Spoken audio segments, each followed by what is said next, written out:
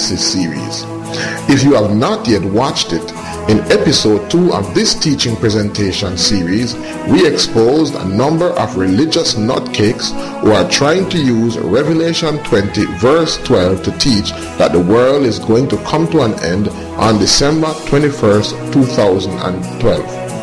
We did so by carefully comparing the chronological order of events leading up to the end of time, clearly outlined in Yahweh's words, against what these religious nimwits are teaching.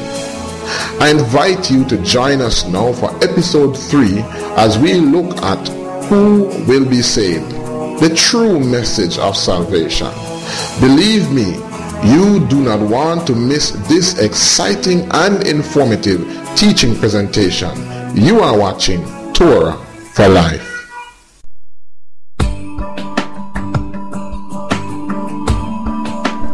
Exploring the ancient foundations, seeking for the old path. Join Rabbi Marlon Hurlock as he seeks to raise up the foundations of many generations by repairing the breach and restoring the old paths to dwell in, unraveling truths that have been reserved for this end-time generation.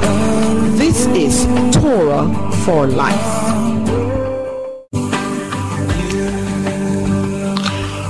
Register now for an exciting experience at the Israel Institute for Torah Studies, a 3-year discipleship program designed to deepen your understanding of the Hebraic roots of the scriptures and strengthen your relationship with Yahweh. This program is offered through correspondence so that you can pursue it anywhere you are and can be started at any time, while affording you the privilege of working at your own pace or speed.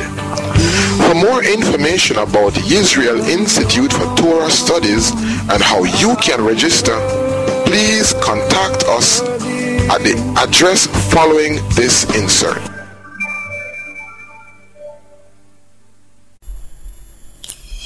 To register in Israel's Institute for Torah Studies or to get a copy of this or any other of our teaching presentations, you can call us at 1-876-363-4034 or 1-876-472-6675, or you can send us your email at torahforlife1@gmail.com. That's TORAH, the numeral 4, LIFE, the numeral 1@gmail.com. Or you can visit us on Facebook at www.facebook.com/Torah for Life, or check out our website at www.torahforlifetv.com, where you can watch tons of videos. Right now, let's join the service that is already in progress. Shalom, friends. We here at Torah for Life TV do take joy and pride in declaring this end-time Elisha message. But friends, we cannot do it by ourselves. Over the years, we have shied away from asking for any sort of monetary support because we did not want to strike persons as being like the many others out there, being money-driven. As a result, friends, we have not been able to reach out in the way we would have liked. The truth is, this is not our work alone. And I know that there are many of you who would like to faithfully support this work. If you are not yet a partner, please prayerfully consider becoming one of our partners. And remember, give and it shall be given to you, good measure, pressed down, shaken together, and running over. You can donate directly to us by visiting our website at www.torahforlifetv.com and clicking on our link Tithe and Offering. Or you can mail us your tithe and offering or special gifts. Our mailing address is Nation of Israel, Hurlock Main Road, St. James, Montego Bay, number 2 PO, Jamaica. Thank you. Shalom, friends. Welcome to the 2012 Impending Crisis series. Episode 3, The Resurrection of the Dead, Part 2. Who will be saved? The true message of salvation. And so, friend, it was Herbert W. Armstrong and his group of followers who first gave national and international spotlight to the absurd second chance teaching. The promoters of such a doctrine, though, will be quick to tell you that they do not teach a second chance or post-mortem salvation message, since those hearing the message during the millennial reign will be hearing the message for the first time. The Apostle Shaul warned us, and he warned us that in the end times that there would be another glad tidings, or as some call it, another gospel that would be preached. In 2 Corinthians 11 verse 2, he says, "For I am jealous over you with righteous jealousy. For I have exposed you to one husband, that I may present you as a chaste virgin to Hamashiach." And so Shaul says that he was jealous over us with righteous jealousy. "But I fear lest by any means, as the serpent beguiled Eve through his subtlety, so your minds should be corrupted from the simplicity that is in Hamashiach."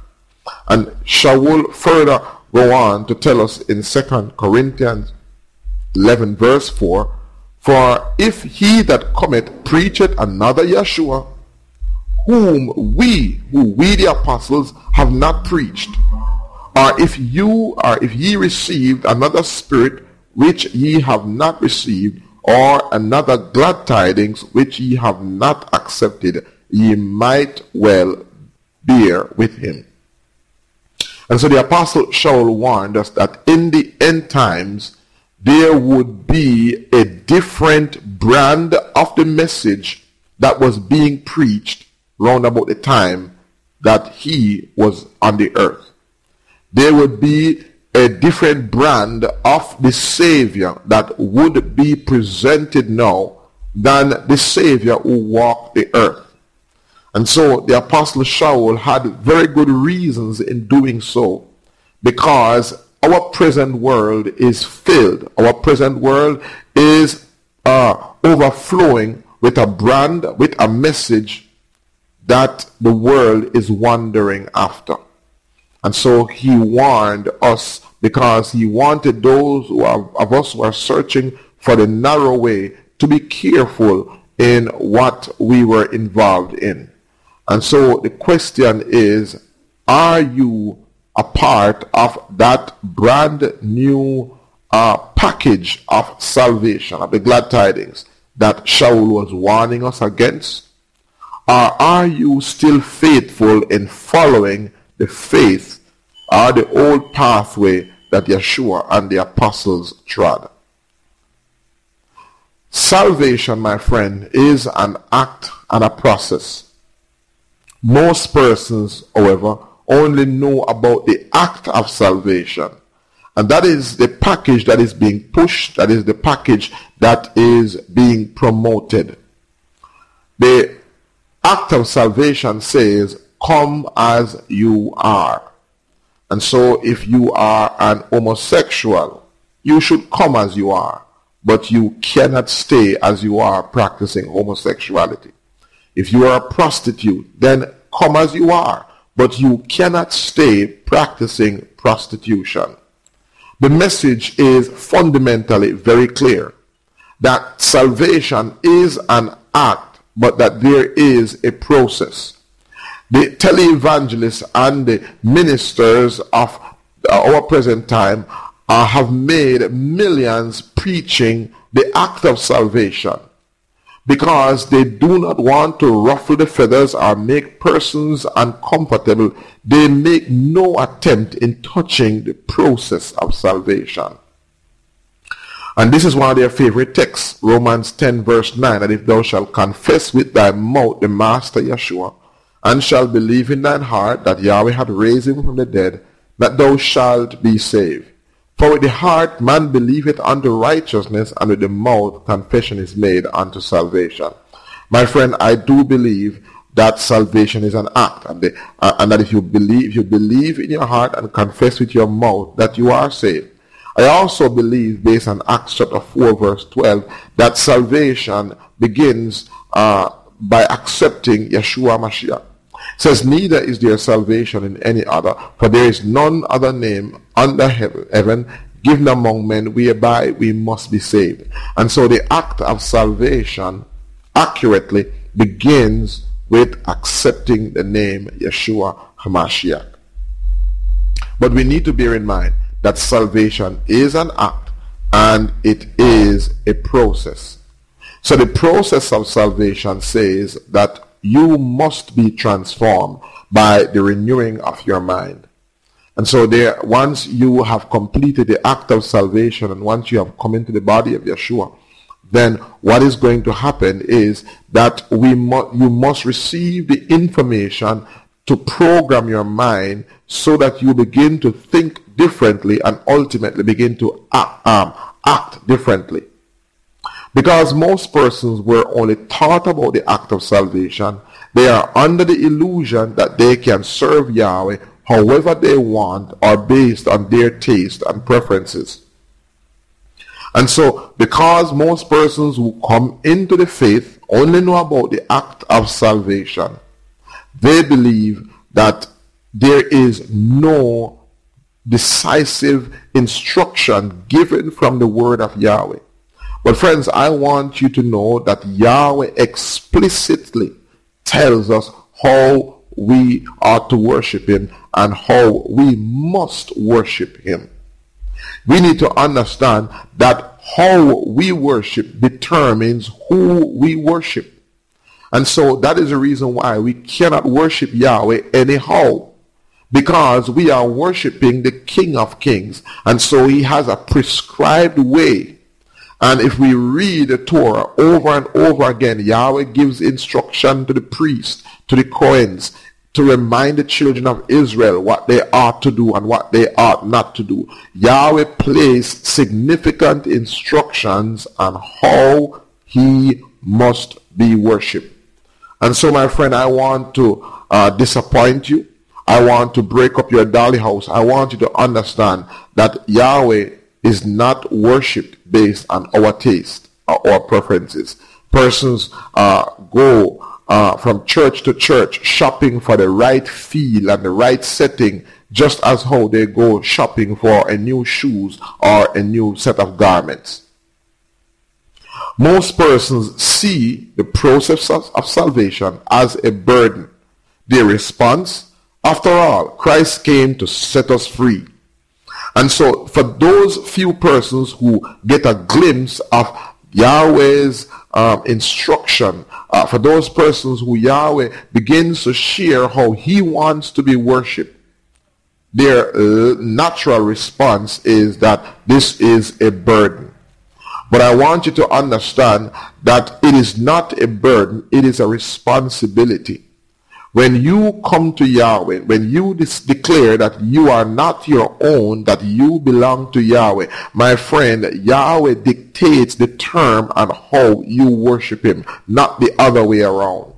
And so we are accustomed to the Burger King mentality of having it your way. But when it comes to Yahweh, it is not our way, it is Yahweh's way. And so, friend, because we are royalty, because we belong to the King, that relationship and position comes with responsibility. It's not a burden. It's only a burden if royalty is not in you. It's only a burden if you have no desire to serve Yahweh. When you come to Yahweh out of ulterior motives and Yahweh begins to instruct and to teach his expectations, since your motive was not genuine, then ultimately self will come out and it will be seen as selfishness. It will be seen as a burden. And so salvation is an act. Romans 10 verse 13 says, for everyone, whoever shall call on the name Yeshua or Yahweh Shua will be saved.